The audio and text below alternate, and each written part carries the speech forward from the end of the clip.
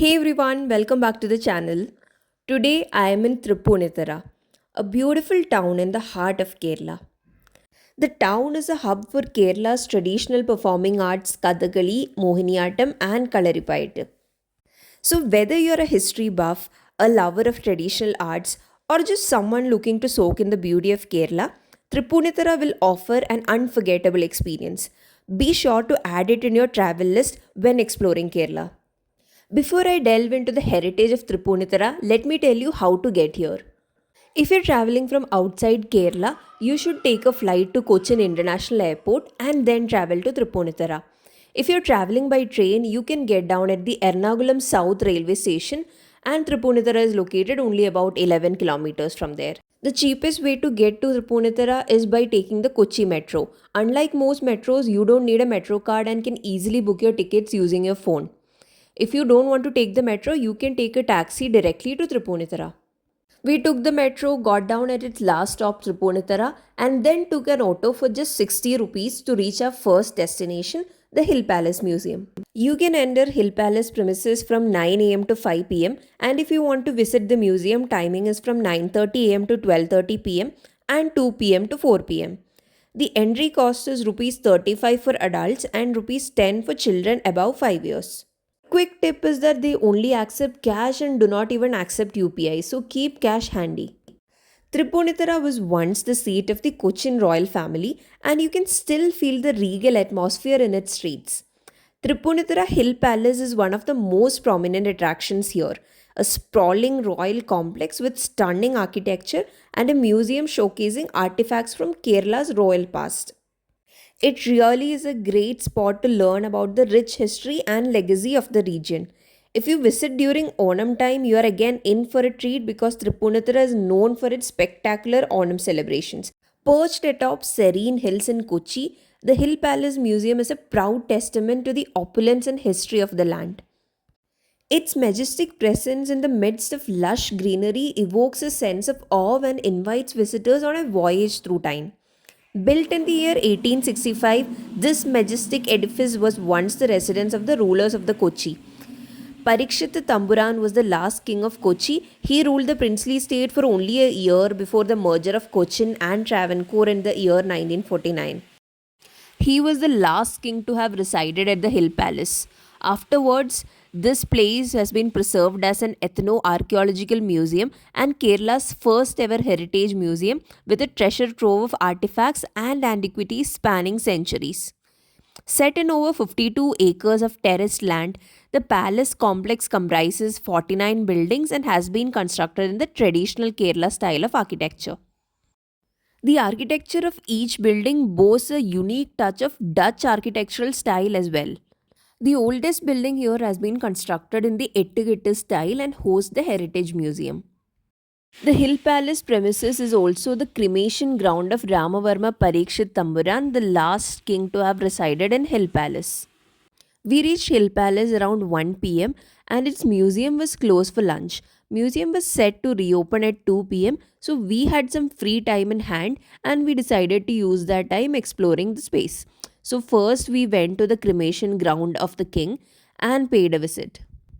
A part of the surrounding palace grounds has been converted into a botanical garden that has exotic tree species brought in from Central America and Australia.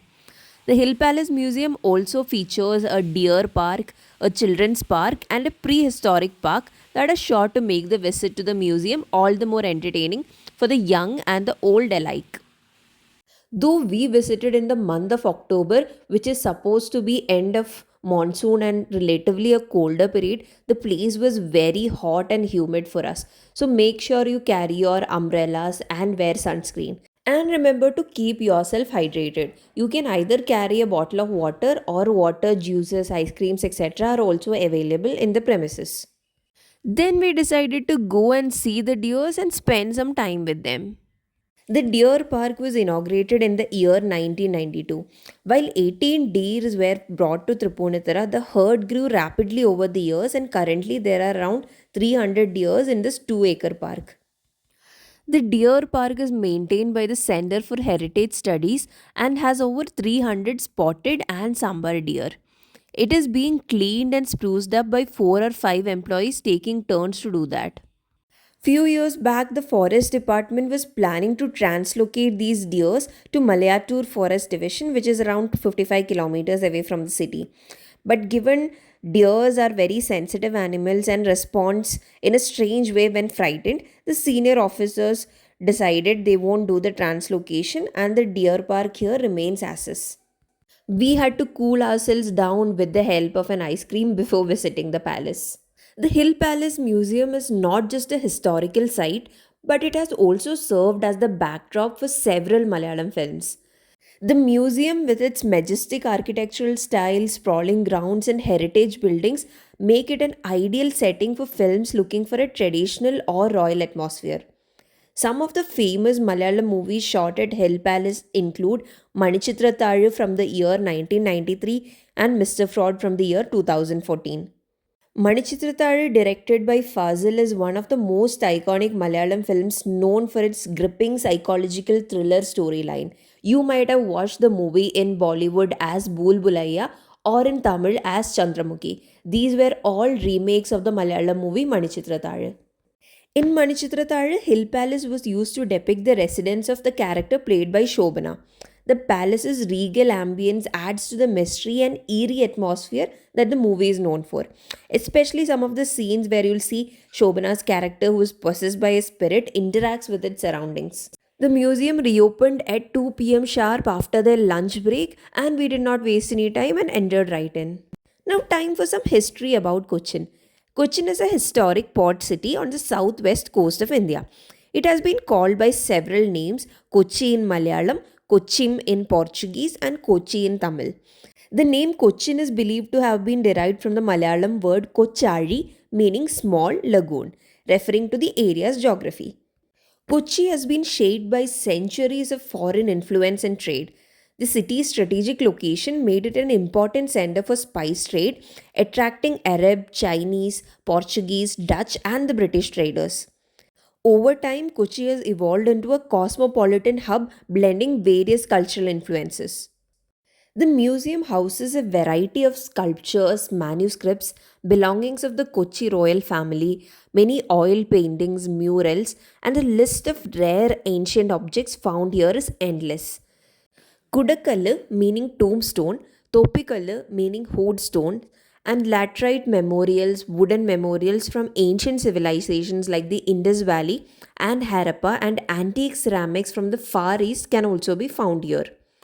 Bejeweled with emeralds, diamonds, and rubies, the crown of the kings of Kochi dynasty, which weighs about 1.75 kg, can still be seen here at the museum.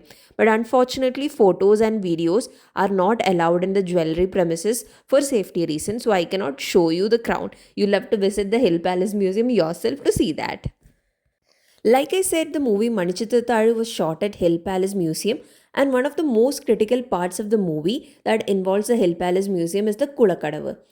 The Kulam is a pond area behind the palace. This location is particularly important because it is linked to the legend of Nagavali, a spirit haunting the family.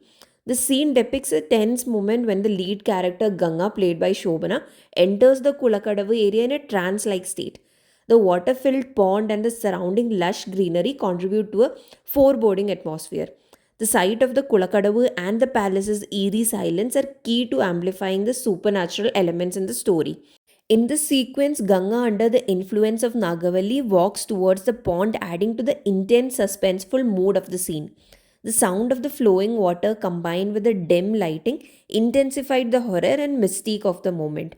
If you haven't watched the movie Manichirattaru, I highly recommend that you watch it, even if you watched Bhool Bulaiya or Chandramukhi.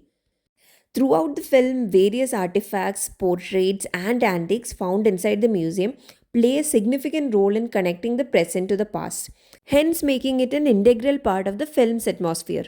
I really feel like Hill Palace Museum is a really underrated gem, and not as many tourists who visit Kochi actually end up visiting Tripunithura. So I decided to make a video around this so you also get to experience hidden gems like these. If you've enjoyed this video, do drop a like, and if you have any questions, drop them in the comments so I can give you all the answers. And like always, do not forget to subscribe to Mrs. Explorer for more travel content. Until then, bye.